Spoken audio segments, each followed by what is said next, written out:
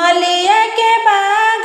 फुलवा खिलल बाजनिया फुलवा लोढ़ेली डलरी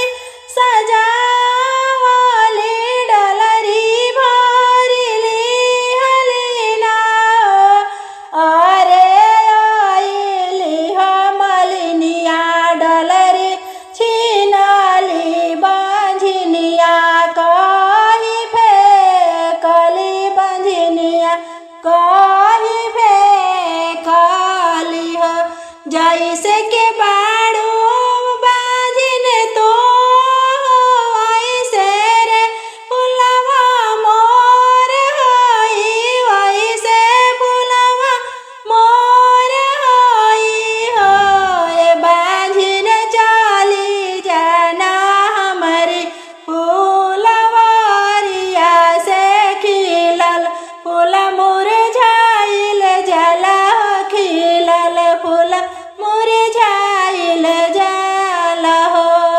रोवत बिलखत बझनिया फूलवरी से चल दिहली गंगा के यारा चढ़ली हो ए गंगा मैया सन लहरिया तू मार एही में धासी मार जैती यही रे मैं डूबी मार जैती हो जलवे भीतर गंगा मई बोलेली राजी लगावली राजी लगावली हो ए बेटी काहे के मारी हम लहरिया एही में धासी बूढ़ जइबू हो किया तर बेटी हो नैहर में दुखा किया हो ससुर में दुखा हो ए बेटी किया तोरे परदेसिया हो मारले घरवा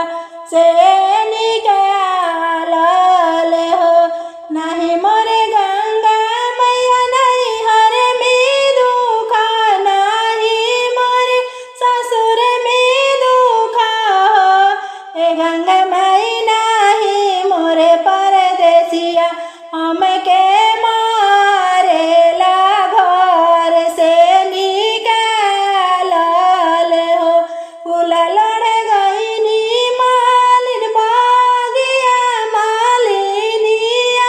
जहर बोले हो ए मैया कर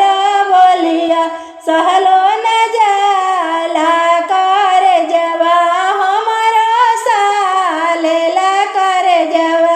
हमारो दुखल हो घर जाऊँ ए बेटी घरे जाऊँ नयन वालो रवा पोछाऊँ हो ए बेटी तोहरा के कोख पलटाइबो गोदिया में बालकवा होई हो आइल बकुवार के महीनावा ताजुतिया बारात करिहा हो ए बेटी